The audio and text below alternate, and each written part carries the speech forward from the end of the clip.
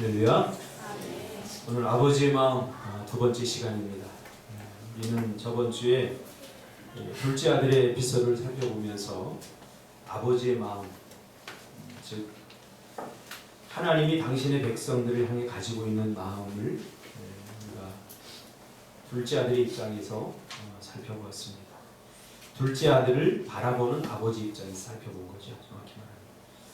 우리가 신앙생활을 건강하게 하려면 가장 중요한 것이 바로 우리가 믿고 따르는 그런 대상자인 하나님을 제대로 아는 것입니다. 하나님을 제대로 아는 것. 제대로 알기 위해서 어떻게 되냐? 우리가 성경으로 돌아가야 됩니다. 하나님의 말씀으로 돌아가야 됩니다. 신앙생활을 어느 정도 하다 보면 성경으로 돌아가는 것이 굉장히 벅차고 힘들 수가 있습니다. 왜? 더 깊이 알아갈수록, 더 많이 알아갈수록 성경이 나에게 요구하는 것들이 점점 많다고 생각되기 때문이죠. 더 많은 것을 희생하고 더 많은 것을 내려놔야 된다고 생각하기 때문에 신앙생활을 하면 할수록 말씀으로 더 깊이 들어가기보다는 경험에 의존해서 신앙생활을 할 확률이 굉장히 높습니다. 제가 경험한 바에 의하면 말씀의 깊이를 더해가면서 과거에는 아무렇지도 않게 생각했기 때문에 죄구나 하는 것을 깨닫게 되고 하나님이 이것을 기뻐하지 않는구나 하는 것을 깨닫게 되는 순간부터 말씀이 서서히 좀 부담스러워지기 시작하는 거죠. 그러면서 말씀 말고 조금 더 편하게, 조금 더 불편함 없이 신앙생활을 할 수 없을까 하다가 찾게 되는 것이 경험입니다. 주변 사람들의 신앙생활 하는 경험. 그래서 그 사람들에게 의견을 물어보죠. 내가 11조를 해야 되는데 정말 힘들고 어려워. 그러면 그분이 그렇게 이야기를 하죠. 힘들면 안 해도 돼. 성경은 그렇게 말하고 있지 않거든요. 힘들면 안 해도 돼. 그건 그 사람의 경험이거든요. 그래도 되네? 저분은 믿음이 굉장히 좋은 분인데 저분이 그렇게 얘기하면 나까짓게 나 같은 사람이 믿음도 없는 사람인데 그래도 되겠네. 이렇게 생각을 하게 되는 거죠. 어제도 제가 예식을 하면서 제가 어린 50인데 50도 안 됐는데 주례를 하는 것에 대해서 경험이 많아서 하는 것 아닙니다. 하나님의 말씀으로 권면하는 것 때문에 주례를 하는 거죠. 그래서 우리가 항상 하나님의 말씀으로 돌아가야 되는 이유가 경험은 변합니다. 어제 상식적이었던 것이 오늘 상식이 되지 않습니다. 어제 옳던 것이 우리 부모님들이 결혼 생활의 경험을 이야기하고 여러 경험을 이야기하는데 참고해야 됩니다. 그러나 그것은 진리가 아니라는 것을 우리가 항상 기억해야 됩니다. 그래서 하나님의 백성들의 삶의 기준은 항상 하나님의 말씀이어야 됩니다. 왜냐하면요, 말씀은 진리고 변하지 않기 때문에 그래요. 말씀은 항상 옳기 때문에 그래요. 그래서 이 말씀을 붙들어야 돼요. 그래서 어제 결혼한 두 부부에게도 제가 이제 앞으로 말씀을 붙들고 살아라. 제가 그렇게 얘기했어요. 결혼 생활. 말씀을 붙들고 살아라. 많은 사람들이 경험 속에서 해답을 얻으려고 합니다. 그러나 경험은 절대적이지 않아서 상황에 따라 바뀝니다. 그러므로 우리는 다시 이제 말씀으로 돌아가야 됩니다. 그래서 호세아 선지자는 이스라엘 백성들이 하나님을 아는 지식이 없어서 망한다 하고 애통하는 마음으로 고백하는 것을 우리는 듣고 있지 않습니까? 말씀이 없어서 망한다. 제가 보니까 우리 하나님의 백성들이 살아가야 될 삶의 모든 것들은 다 말씀이 있어요. 그래서 로마서 1장부터 11장까지는 구원이 어떻게 이루어졌는가에 대해서 이야기하고 그 다음에 12장부터 나머지는 구원받은 하나님의 백성들이 어떻게 살아야 되는지에 대해서 이야기하고 있어요. 구원받으면 자연스럽게 구원받은 백성처럼 살게 되어 있지 않다는 거죠. 그럼 왜 굳이 하나님의 백성이 이렇게 살아야 되는 거 왜 말하겠어요? 그렇죠?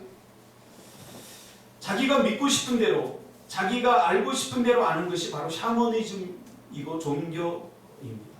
그래서 저는 우리 교회 안에, 또 한국 교회 안에, 또 성도들 안에 살금살금 들어와서 침식하고 있는 이런 종교적인 습성들, 그리고 샤머니즘적인 습성들을 몰아내는 운동을 저는 하고 싶습니다. 왜냐하면 그것을 가지고는 하나님의 온전한 복을 누릴 수 없기 때문이죠. 그래서 말씀으로 다시 돌아가야 한다고 저는 주장을 합니다. 우리는 하나님이 자신을 계시하신, 특별 계신 하나님의 말씀을 통해서 자신을 계시하신 하나님을 알고 깨달을 때 신앙의 참된 힘과 능력을 누리며 살게 되는 것입니다. 그러므로 우리의 신앙이 맹목적인 신앙에서 벗어나려면 알고 믿어야 돼요. 모르는 것을 어떻게 믿겠습니까? 근데 그 아는 것이 자의적으로 아는 것이 아니라 성령께서 깨닫게 하고 알게 하심으로 알게 된다는 거죠. 이것이 세상적인 지식을 얻는 방법과 하나님의 말씀을 얻는 방법의 차이입니다. 세상적인 지식은 학습을 통해서 얻는 거예요.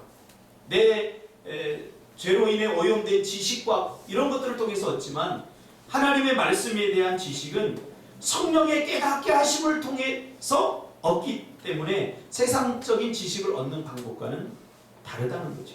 그래서 우리는 자신을 나타나고 계시하신 말씀, 하나님의 말씀을 읽고 그 말씀으로 돌아가야 된다는 거죠. 그리고 하나님은 평생을 알아야 됩니다. 계속 알아가야 됩니다. 많은 사람들이 오해하는 것이 과거 배운 몇 가지를 가지고, 과거 경험한 몇 가지를 가지고 하나님을 가늠하려고 한다는 거죠. 절대 하나님을 알 수 없습니다. 지금 성경에 하나님께서 계시하신 이 부분은 하나님에 대해서 100이라고 치면 0.000001도 모르는 거예요. 그러니까 계속 평생 알아가야 되죠. 사람도 마찬가지입니다. 사람도 주로 게으른 사람들이, 관계적으로 게으른 사람들이 자기가 알고 싶은 대로 이렇게 알아요. 그러나 가만히 우리가 관찰을 해보세요. 달라요. 어제 내가 알았던 그와 오늘 내가 알아가고 있는 그는 다르더라고요. 그러니까 내가 그 사람에 대해서 관계적으로 게을러지면 그 사람의 새로운 면을 절대 볼 수가 없는 거죠. 왜? 그 사람은 날로 변화되고 날로 바뀌는데 나는 그 사람에 대한 시각을 10년 전에 이미 고정시켜버렸어요. 그러니까 변화를 경험하지 못하게 됩니다. 하나님과 우리 관계도 마찬가지입니다. 하나님과 우리 관계. 예전에 만났던 하나님에게 고정시켜 놓고 우리는 그 하나님을 내가 알고 있는 하나님의 전부다라고 생각한다는 것은 이게 얼마나 장님이 코끼리 만지기나 마찬가지죠. 그래서 우리는 날마다 하나님의 말씀으로 들어가야 됩니다.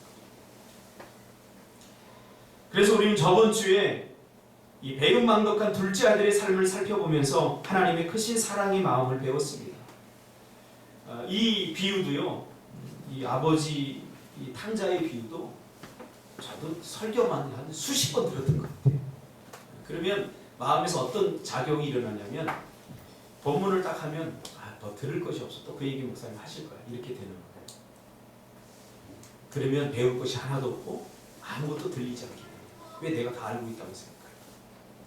그래서 성경을 읽을 때 가장 중요한 게 뭐냐면 낯설게 하는 겁니다. 어제 읽은 성경과 오늘 읽은 성경이 다르고 어제 나의 삶의 정황과 오늘 나의 삶의 정황은 달라요. 모든 것이 다 바뀌어 있어요. 나만 인식하지 못할 뿐이죠. 오늘의 나는 내일의 나와 또 틀려요. 이 피부가 때를 미면 또 이 피부가 다 떨어져요. 1년이면 이 피부가 다 바뀐다는 거예요. 그러니까 나는 날마다 지금 뭔가 변화되어 가고 있죠. 영적으로도 마찬가지인 거죠. 우린 저번 주에 둘째 아들의 관점에서 봤는데요. 오늘은 첫째 아들의 삶을 살펴보면서 아버지인 그 하나님의 마음을 한번 살펴보기로 원합니다. 작은 아들이 돌아와 죽었던 아들이 돌아왔다고 이제 큰 기쁨의 잔치가 열리죠. 그 잔치가 벌어지고 있는 그때 밭에서 열심히 일하고 있던 아들이 돌아왔습니다. 얼마나 열심히 일했으면 집에서 무슨 일이 일어나는지도 모르고 꽹가리 소리, 징소리도 듣지 못하고 열심히 일하다 돌아와 보니까 집에서 잔치가 벌어졌어요. 어리둥절한 거죠. 첫째 아들은 한 종을 불러서 도대체 이게 어떻게 된 거냐라고 묻는다고는 본문이 말하고 있죠.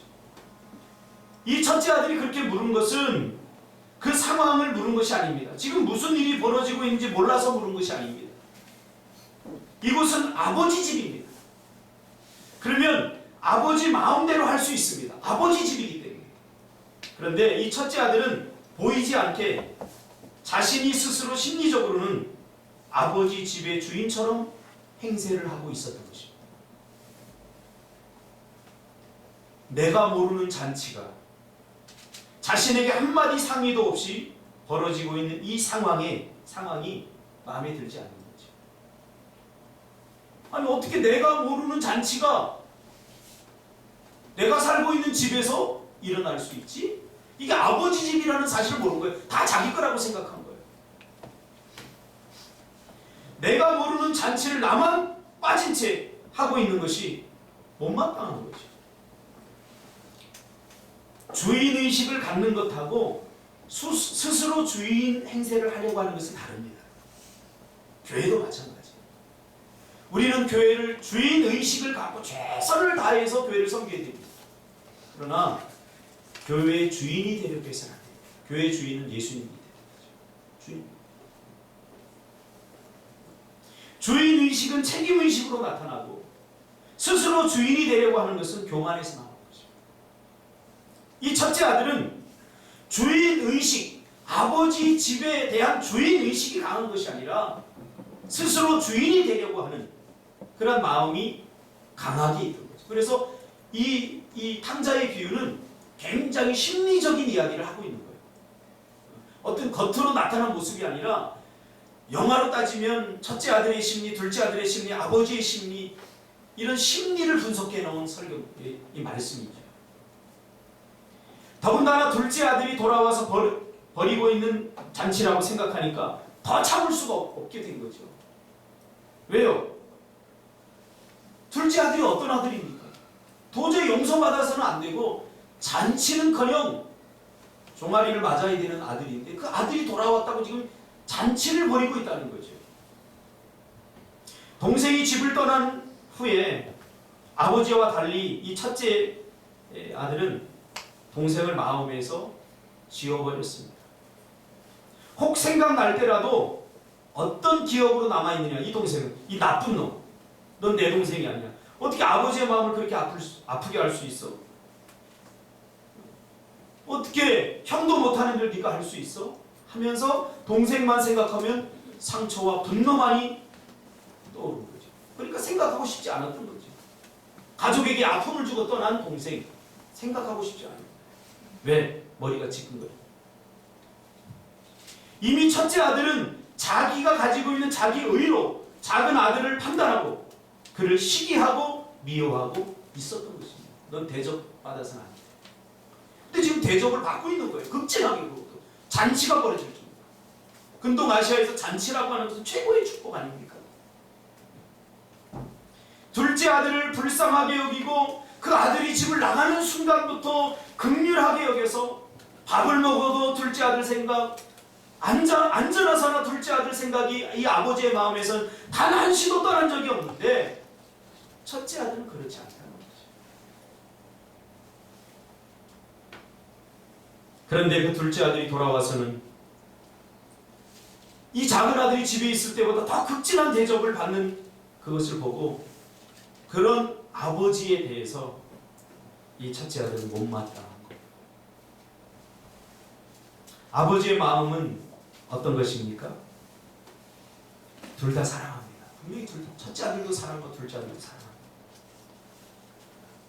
둘 다 사랑하지만 특히 둘째 아들처럼 자기 멋대로 철없이 행동하는 그에게 더 마음이 쓰이는 것이 사실 아니겠습니까? 아이고 저거 어디 가서 밥이나 제대로 얻어먹을 거 저렇게 철없이 행동하는 저거 어디 가서 누가 이게 맞지는 않을까? 똑같이 사랑하지만 그 사랑의 마음 씀씀이는 다 달라요. 첫째 아들과 둘째 아들. 이것은 더 사랑하고 첫째 아들이 더 잘하기 때문에 더 사랑하고 못하기 때문에 덜 사랑하고 그 문제가 아니에요.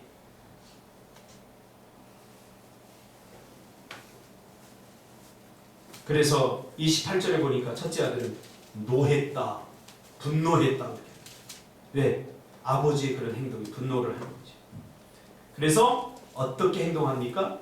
들어가고자 하지 아니하거늘.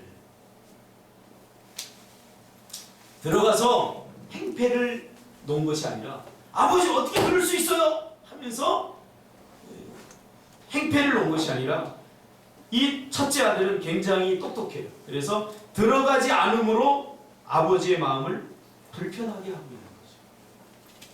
모두가 기뻐서 축제를 하고 있는데 거기에 동참하지 않음으로 뭔가 거부 반응을 보이는 거죠. 심리학에서는 이것을 수동적 공격성이라고 합니다. 적극적으로 방해하진 않지만 함께 동참하지 않으므로 나는 당신들의 생각과 달라. 나는 아버지의 마음과 달라. 이렇게 일종의 심리적 공격을 하고 있는 거죠. 아버지의 마음을 불편하게 해서. 생각해 보세요. 아버지가 막 기뻐할 때 그때 첫째 아들도 야, 내 동생 왔구나. 그러면서 아버지의 마음을 헤아렸다면 그 아버지의 기쁨이 곧 나의 기쁨이야. 그러면서 막 껴안고 같이 기뻐해 주면 이 아버지의 마음이 얼마나 좋을까요? 근데 아버지 그게 아니에요. 아버지 뭔가 잘못하고 있어요. 그 잔치, 기쁨의 잔치에 동참하지 않으므로 아버지에 대한 자신의 삐뚤어진 마음을, 불편한 마음을 표현하고 있는 것입니다. 큰 아들은 마음이 많이 상했습니다. 많이 삐진 것이죠. 자기는 집을 나간 적도 없고 아버지 속을 썩인 적도 없는데 자신을 위해서는 단 한 번의 잔치를 베푼 적이 없었던 거죠. 오늘 본문에 그렇게 말하고 있잖아요. 근데 아버지가 저는 싸가지 없는 동생 돌아와서 저렇게 기뻐하는 모습을 보니까 이건 도저히 볼 수 없고 함께 할 수 없는 거예요. 자신의 수고와 자신의 애씀을 알아주지 않는 아버지의 행동이 못마땅한 거죠. 그래서 강한 거부 반응을 일으키게 되는 거죠. 그래서 모든 사람들이 보는 앞에서 아버지의 행동에 정식으로 반기를 든 것이죠. 어떻게 해요? 나는 저 잔치에 참여하지 않을 거야. 아버지가 기뻐하는 것 보니까 이건 더 화가 나. 그러니까 누군가의 기쁨이 누군가에게 더 분노가 될 수도 있죠. 누군가의 잘됨이 누군가에겐 힘듦이 될 수도 있어요. 뭐가 빠질 거예요? 사랑이 빠져.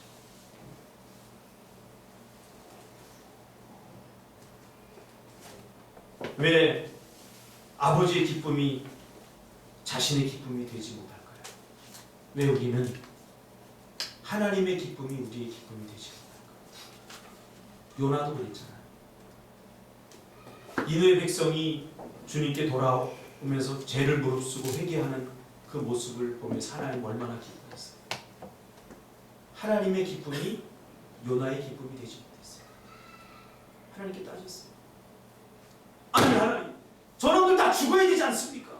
왜 징계를 내리지 않는 거예요? 아버지의 심정을 모르기 때문이죠. 이 첫째 아들의 심리를 가만히 분석해 보면 그 안에 자신밖에 모르는 자아중심성이 강하게 자리 잡고 있는 것을 보게 됩니다. 어려서부터 어른들의 잘못된 판단을 보고 자란 사람은 마음 안에 이미 어른들에 대한 그 판단에 대한 불신이 자리 잡는다고 합니다. 이런 마음이 우리 신앙에서도 작동을 하게 되면 하나님의 판단을 쉽게 받아들이지 못하는 문제가 일어납니다. 하나님께서 하시는 일들에 대해서 쉽게 용납을 못하죠. 하나님, 쟤는 기도도 안 하는데 왜 저렇게 응답을 빨리 주고, 나는 지금까지 죽도록 기도하고 죽도록 헌신하는데 왜 나는 이 모양입니까? 하나님의 하시는 일들에 대해서 못마땅한 거죠. 그러면 하나님의 기쁨이 내 기쁨이 되지 못하는 거죠. 그런 사람이 가장 큰 훈련은 순종입니다. 순종이 제일 안 되기 때문에. 내 생각과 하나님의 생각이 다를 때 그때 하는 것이 진정한 순종입니다. 아, 내 생각과 하나님의 생각이 같아. 그럴 때 하나님의 일을 하는 것은 누구나 못해요. 내 생각도 그렇게 생각하고 하나님도 그렇게 생각해요. 중요한 건 뭐냐면 내 생각은 A인데 하나님의 생각은 B야. 요나같이 있을 수 없는 일이야 이거. 순종을 못하는 거지. 왜 순종을 못하느냐? 이 첫째 아들처럼 하나님 아버지의 마음을 헤아리지 못하니까. 우리는 보이는 것이 전부라고 생각하지만 하나님은 그 너머의 것들을 보고 계시잖아요. 이 첫째는 자신만을 위한 아버지의 사랑을 갈구하고 있죠. 나만 이뻐해줘. 그런데 아버지는 정말 사랑받을 만한 자격이 없는 둘째 아들을 축복해주고 받아들이는 것에 용납을 못하는 거죠.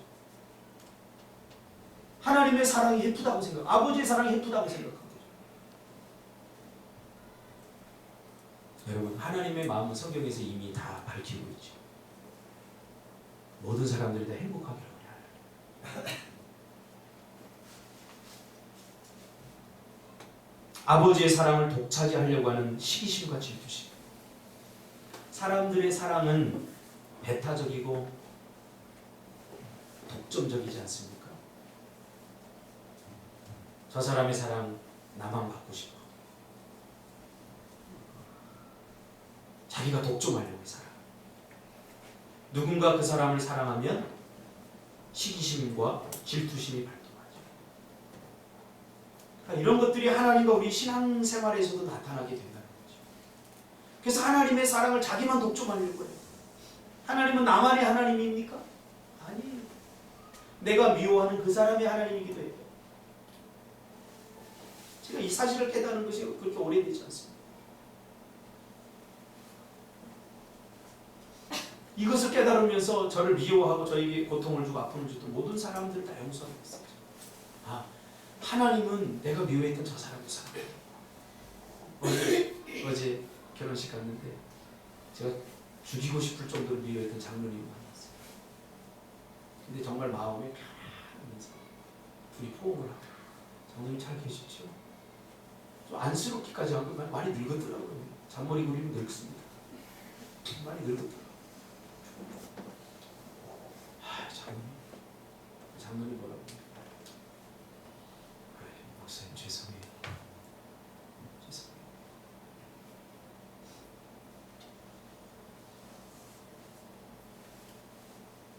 아버지는 자식들이 싸우는 거 원하지 않고요. 자식들이 서로 아끼며 사랑해 주는 걸 기뻐합니다. 누가 돌아왔어요 지금? 동생이 돌아왔잖아요.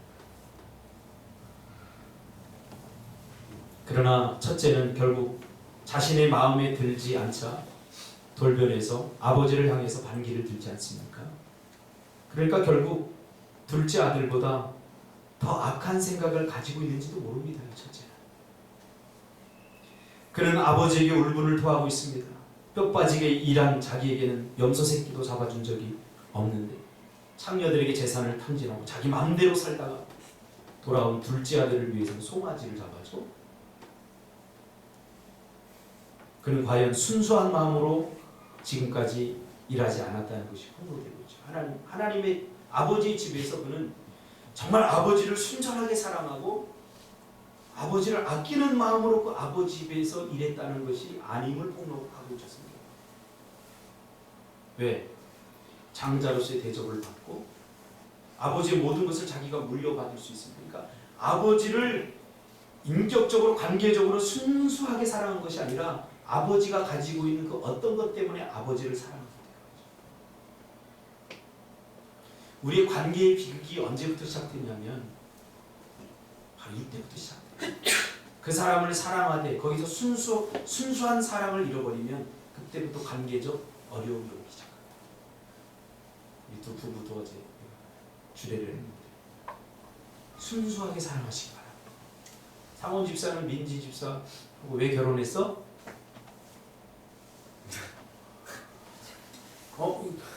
말 못해? 그럼 다시 해야 돼. 왜 결혼했어? 사랑하기 때문에. 왜 사랑해? 이유가 없습니다. 할렐루야. 바로 이겁니다. 민지가 밝기 때문에, 이쁘기 때문에, 내 마음을 잘 이해해주기 때문에. 그건 이제 한 달 살아보면 다 콩깍지 다 벗겨진다고 그랬죠? 어제 주례의 핵심은 콩깍지였습니다. 다 벗겨져요. 못 들게요. 돈이 많아서.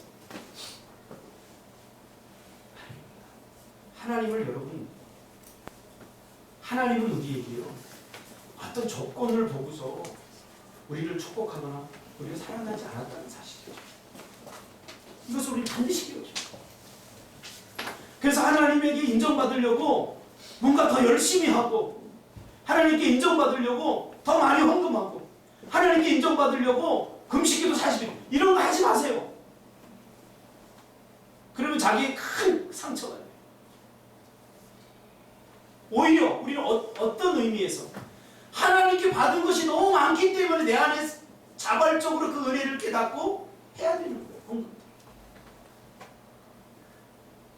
복 받기 위해서 하면 반드시 상처가 돼요. 오늘 이 첫째 아들의 실패의 원인은 순수하게 하나님을 사랑하지 않아, 아버지를 사랑하지 않아.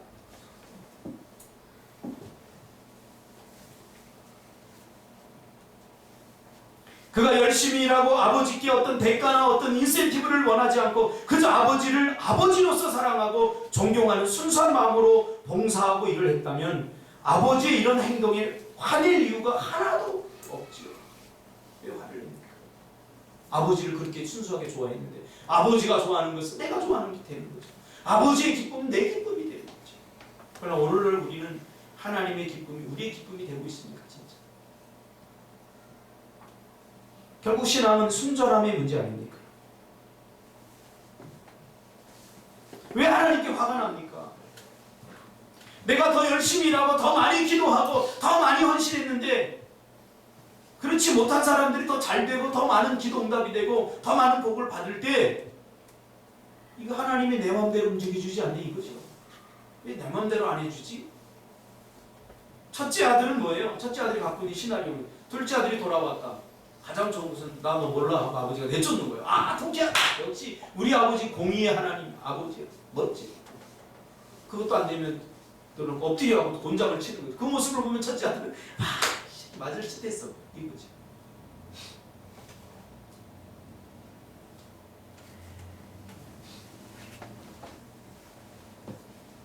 저도 그래 제 마음속에도 목사 말 잘 듣는 성도가 잘 됐으면 좋겠고요. 좀 안 듣는 성도도 하나님 몇 대 때려갖고 이렇게 때리는 거 보면 좀 기쁨도 사실 조금 있어요. 할렐루야. 이런 마음을 갖고 목회하면 성도가 불행해지고 목사도 불행해지니까 저는 이런 마음을 안 가지려고 해요. 왜? 그 내 마음이지 하나님 마음은 아니거든요. 제가 얘기했으니까 내 마음이라고? 이거 내 마음 하나님 마음 아니에요. 때로는 가끔 그런 마음이 들기 뭐 나쁜 마음에서가 아니라 신앙생활 더 잘했으면 좋겠다 그런 마음에서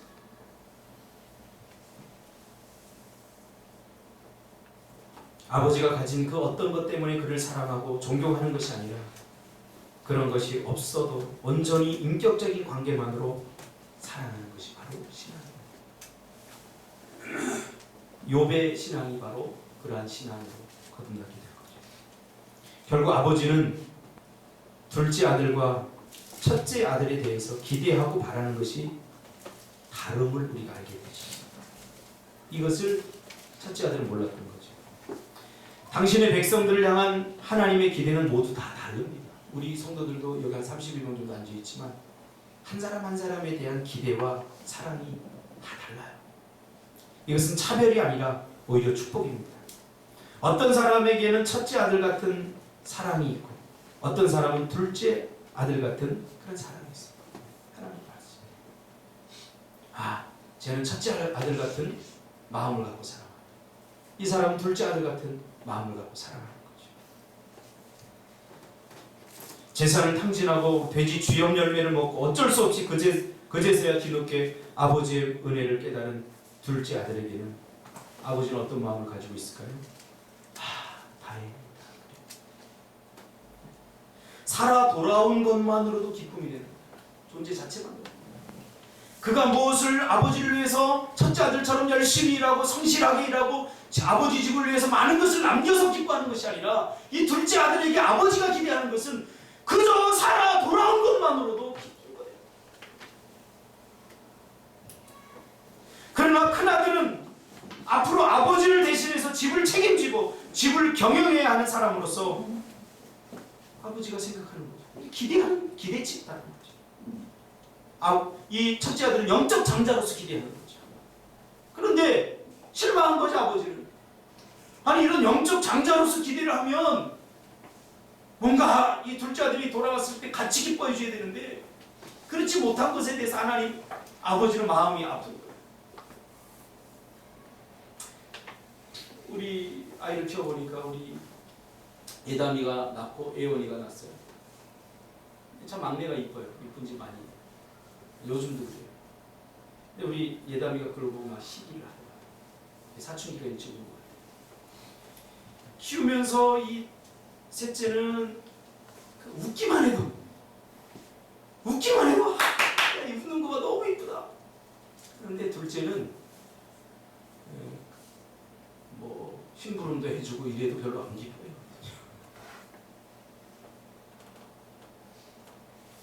둘째는 글씨만 떼도, 셋째는 글씨만 떼도 와, 글씨 뗐다 그러는데 둘째는 반에서 100점 맞이하고 반장을 몇 번 하고 영재반에 들어서 영재가 돼도 별로 기뻐하지 않고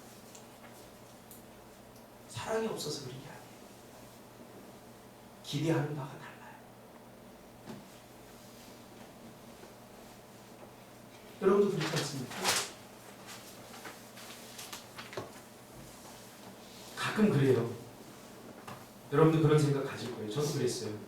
저 친구는 11조도 안 하고 예배도 자주 빠지고 아무 말도 안 하면서 자신은 조금만 잘못해도 혼낸다고 아마 생각하는 분이 있어요. 아버지의 말을 모르는 거죠. 기대치가 달라서 그래요. 기대치가. 그러나 모두 아버지의 자식이죠. 아버지의 자식. 영적 장자 같은 사람, 영적 차자 같은 사람, 영적 막내 같은 사람이 다 있다는 거죠. 기대치가 다 달라요. 저도 목회자로서 때로는 그런 생각이 가끔 들 때가 있어요. 목사가 아니었으면 주일날 놀러 가기도 하고, 목사가 아니었으면 짊어지지 않아도 될 삶의 짐들 있는데 그런 것들 가만히 보면 영적 장자로서 기대하시는 하나님의 마음을 헤아리지 못할 때 이런 마음을 갖고 있는 거예요.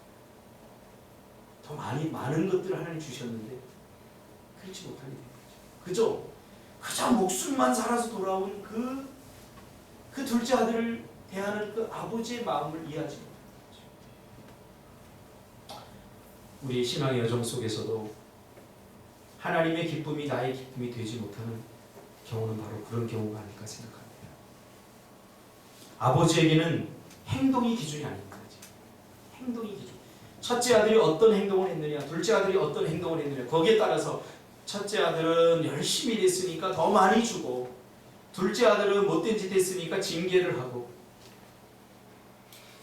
하나님이 바라보시는 것은 그들이 한 행동의 기준이 아닙니다. 하나님의 기준은 사랑입니다. 사랑으로 보니까 완전히 달라진 거예요. 근데 첫째 아들은 행동을 기준으로 봤어요. 행동. 내가 선한 일을 더 많이 하고 성실하게 더 많이 일했으니까 나는 더 많이 받을 것이라는 기대를 갖고, 둘째 아들은 그렇지 못한 거죠. 그러니까 징계를 받아야 되는 거죠. 이걸 행동으로 기준을 삼는 거예요. 사람들의 방식이죠. 그러나 하나님은 행동으로 기준 삼지 않습니다. 사랑으로 기준 삼습니다. 그래서 둘째 아들에게는 깨어진 관계를 회복하는데 이런 사람이 필요한 거죠. 이런 사람, 둘째 아들. 그리고 첫째 아들에게는 자랑스럽고 믿음직스럽고 그런 것들을 기대하는 거죠. 결국 첫째 아들은 몸은 아버지 곁에 머물러 있었지만 아버지의 마음과 그의 마음은 너무나 멀리 있었던 거죠. 반면에 둘째 아들은 몸은 떠나 있었지만 아버지 집을 그리워하는 걸 보면 심리적으로는 오히려 아버지와 더 가까이 있는 거죠. 몸이 떠나 있었던 둘째 아들은 심리적으로 아버지를 더 그리워하고 아버지의 사랑을 더 깊이 느끼고 아버지에 대해서 다 우리 아버지 이러고 있는 거예요. 많이 심리적으로 떠는 거예요. 그러나 정작 살을 붙이고 같은 집에서 자고 일어나고 먹고 마시는 이 첫째 아들은 몸은 붙어있죠. 마음은 천리 많이 떨어져. 누가 통장합니까?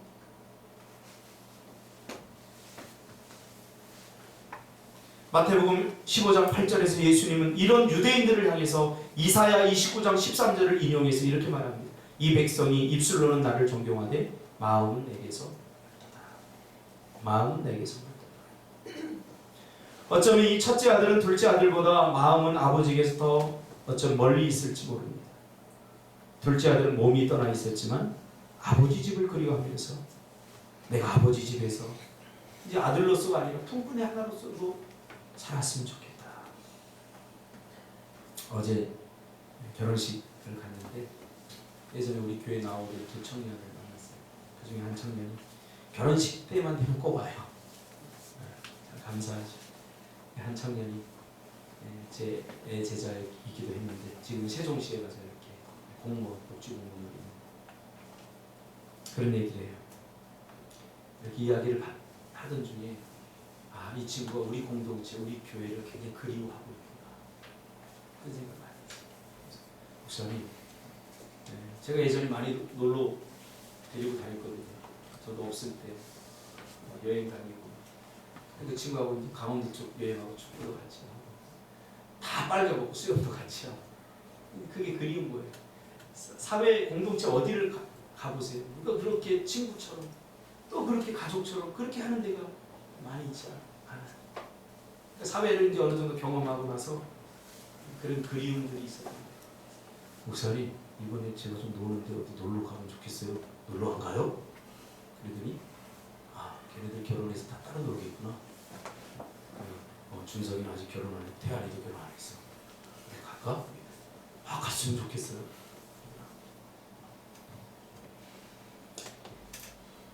함께 있을 때 싸우지만 헤어져 보면 얼마나 서로가 서로에게 하나님이 주신 축복인지 알게 돼요. 원수처럼 모르는데도 서로가 서로에게 얼마나 축복. 아버지를 준 것은 아들에게 최고의 축복. 박모세 성도 알랑가고 그랬어요. 저는 술 먹고 매일 때려도 나는 아버지라고 한 분 있었으면 아버지하고 불러봤으면 좋겠어요. 박모세군 아버지는 믿음으로 신앙으로 지금까지 유학까지 보내주면서 그런 아버지. 얼마나 큰 감동이에요. 그 아버지의 마음을 이해합니다. 예전에 제 친구가 있어요. 여기 소래에 사는 아버지가 진짜 못됐어요. 진짜 매일 패요. 술 먹고. 술 먹고 오늘 제가 그 생각나서 아까 제가 그 기도문을 읽었는데 그 친구 생각나요. 아버지가 술 먹으면 우리 집에 와요. 근데 그 이틀에 한 번씩 와요. 우리 집도 단칸방이라 살 데가 없는데 그러면 어디 동합초등학교에 앉아가지고 둘이서 밤새도록 이야기해요. 밤새도록. 그리고 내가 또 데려다줘요. 소래길 거의 오줌 뭡니까? 데려다주고 돌아오고 이렇게 있어요. 친구가 기도 제목을 같이 나누는 나한테 어느 날 기도 제목을 적어주는데 아버지가 죽었으면 좋겠다. 근데 그것도 구체적으로 청소부 하셨거든요.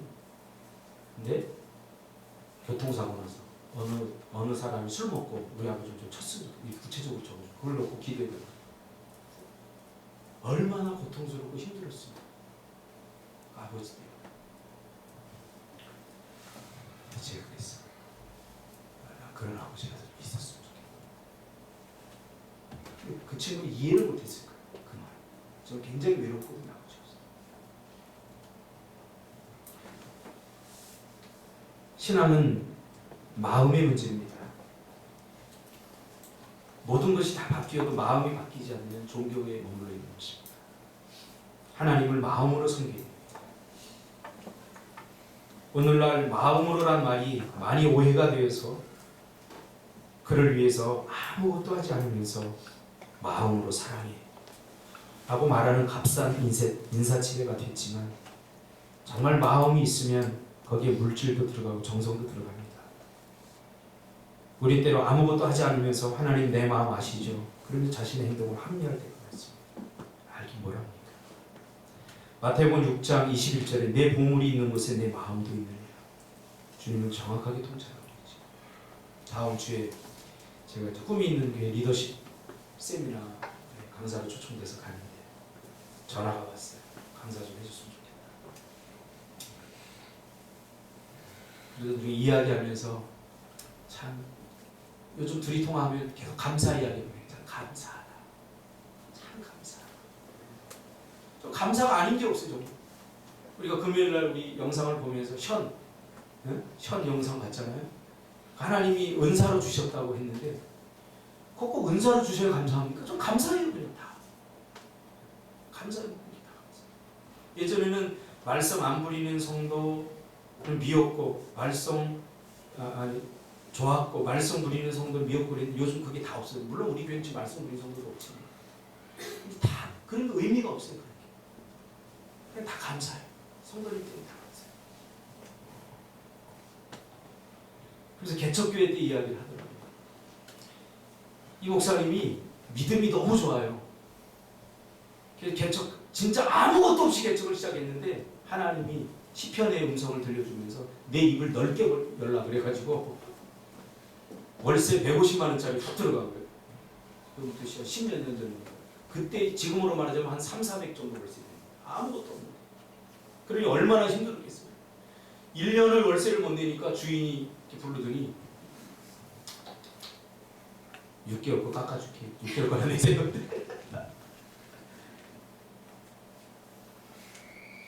그래가지고 월세를 못 내고 고민하면 기도하고 답이 안 나가고 택배 알바를 해야 되겠다.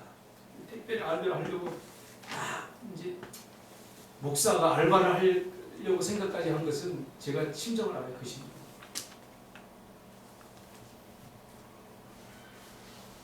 몰라요. 어떤 사람 믿음이 없어서 그렇다고 할지 모르지만 저도 수없이 생각을 해봐서 이해해요.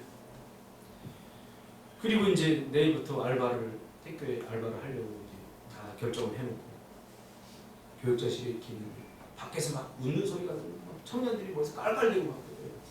문을 여니까 막 좋은 냄새도 나고 보니까 닭을 뭐 15마리 시켜 처먹고 있더래요. 그래서 화가 났대요. 첫째, 지들끼리 처먹으니까 화가 났고, 둘째, 목사는 월세를 못 내서 기도하고 고민하면서 알바 자리를 알아보고 무거운 마음으로 있는데 그 마음 알아주지 못하니까 열받고, 셋째, 주일 예배 때 딸랑 1,000원 하는 놈이 그걸 사줘갖고 열받았대. 그러면서 하는 이 양반이 이 친구 하는 얘기, 나중에 헌금 많이 할게요.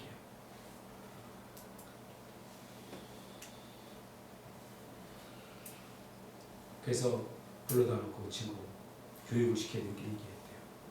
교회가 지금 이렇게 어렵더라, 힘들더라. 참 사주는 것도 좋지만 헌금을 내서 교회를 사랑하는 마음을 좀 표현했으면 좋겠다. 그랬더니 헌금할 돈 없어요. 이 친구가 돈 많이 버는 거 아는데 그래가지고 또 김성찬 목사 굉장히 예리하거든요. 너 얼마 버립니까? 얼마 버립니까? 그럼 어디 있으면 한 달 목록을 한번 작성해보자. 이 친구 11조 안 하면요 전화해가지고 통장 계좌번호 가르쳐주는 친구예요. 그래가지고 보니까 주택 부금 3개 그리고 동호회 무슨 동호회 5개가 6개 들어가고 동호회비 월별로 나가는 거 그러니까 자기 쓸 건 다 있는 거예요. 근데 헌금할 돈이 없는 거죠. 그 딸랑 1,000원 하니. 그래서 다 내 마음 같지 않더라. 그런 얘기를 했습니다. 마음이 없는 거죠. 신앙은 마음의 문제입니다. 그래서 구원에 이르는 믿음도 마음에 하나님께서 담아 놓으셨어요. 로마서 10장 10절에 사람이 마음으로 믿어 의에 이르고 입으로 시인하여 구원에 이릅니다. 하나님은 우리의 참되고 거짓없는 마음, 진심을 원하시죠. 진심으로 하나님을 사랑하면 하나님의 마음을 이해할 수 있게 됩니다. 이때부터 진정한 희생과 헌신 그리고 주님을 따르고 죽기까지 따를 수 있게 되는 것입니다. 저는 맹각주 선교사님을 보면서 갈 때마다 느끼는 게 있어요. 저분은 주님의 마음을 알고 있다. 주님의 마음을 알기 때문에 자신의 인생을 헌신하는 거예요. 모르는 사람은 절대 안 돼요. 주님의 마음을